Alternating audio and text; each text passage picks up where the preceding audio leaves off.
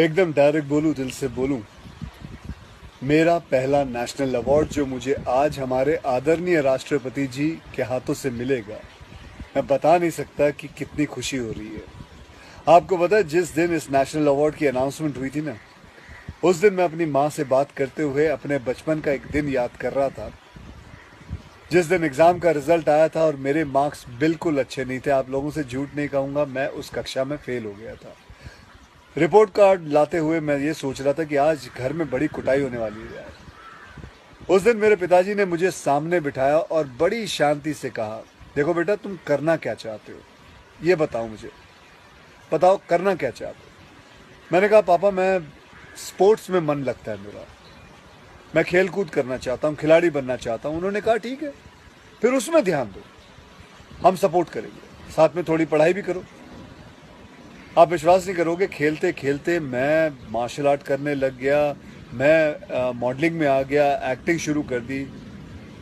उन्होंने हर चीज़ में मुझे सपोर्ट किया। अगर उस दिन मेरे पेरेंट्स ने ये ना समझाया होता कि मेरी स्ट्रेंथ किस चीज़ में है, तो आज मैं सोच भी नहीं सकता कि ये नेशनल अवार्ड कभी मेरे हाथ पे होता। ये अपने लाइफ की कहानी मैं आपको एक वजह से सुना रहा हूँ। कुछ दिन पहले अखबार में मैंने पढ़ा था कि एक आईआईटी के स्टूडेंट्स ने फांसी लगा के आत्महत्या कर ली। स्ट्रेस में था पढ़ाई के लिए। उससे कुछ दिन पहले मुंबई में एक मैनेजमेंट स्टूडेंट ने एक 5 स्टार होटल के रूम से छलांग लगाकर अपनी जान दे दी।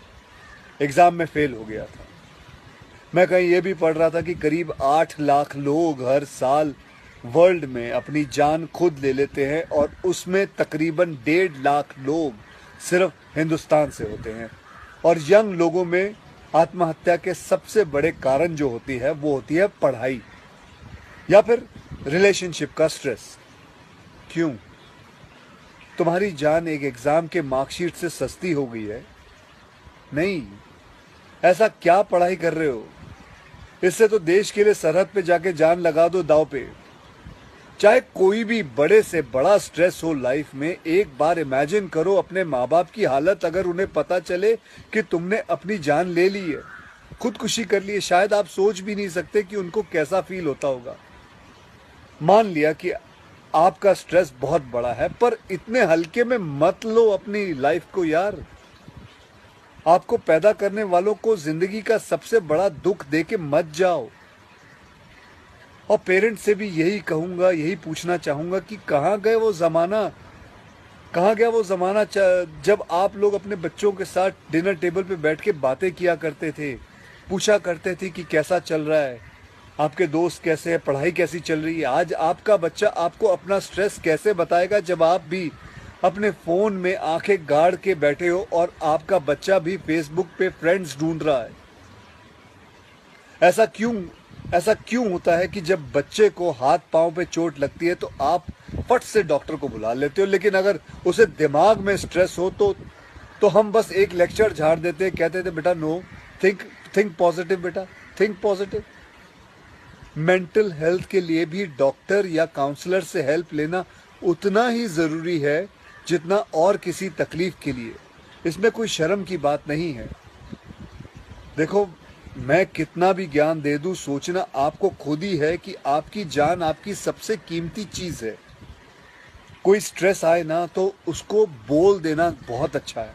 अपने अंदर घुलना, उसको अंदर रखना, दबा के रखना बिल्कुल नहीं। किसी दोस्त को बोल दो या अपने माँ बाप से शेयर करो। मेरे एक फ्रेंड ने उस दिन व्हाट्सएप पे एक बहुत काम की बात फॉरवर्ड की थी।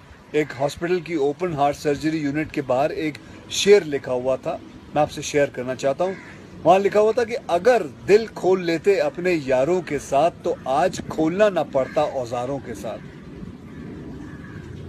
भैया मुझे एक प्रॉमिस करो कि आज, प्लीज आज एक प्रॉमिस करो कि टेंशन कोई भी हो, सोल्यूशन है, कहीं ना कहीं उसका सोल्यूशन है। और वो सोल्यूशन आत्महत्या बिल्कुल नहीं है, कभी नहीं है, किसी हालत में नहीं है। अपना ध्यान रखो।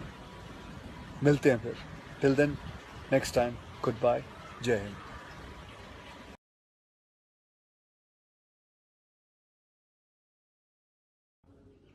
सुशांत सिंह राजपूत की मौत ने हम सबको झंझोड़ के रख दिया है, मगर कुछ लोग जो इस चीज में माहिर हैं कि कैसे एक पैरेलल नैरेटिव चलाना है, वो इस तरह से चला रहे हैं कि हाँ, जिनका दिमाग कमजोर होता है वो ये डिप्रेशन में आते हैं और सुसाइड वगैरह कमिट करते हैं। जो बंदे ने स्टैनफोर्ड की स्कॉलरशिप, वो रैंक होल्डर है in his entrance for engineering, उसका दिमाग कमजोर कैसे हो सकता है? अगर आप देखें उनके कुछ लास्ट पोस्ट, वो क्लियरली कह रहे हैं कि लोगों को बैक कर रहे हैं कि प्लीज मेरी फिल्में देखो, मेरा कोई गॉड फादर नहीं है, मुझे निकाल दिया जाएगा इस इंडस्ट्री से। अपने इंटरव्यू में वो जाहिर कर रहे हैं कि मुझे क्यों नहीं ये इंडस्ट्री अपनाती है, I feel like a left over. तो क्या इसमें इस हादसे की कोई बुनियाद नहीं है?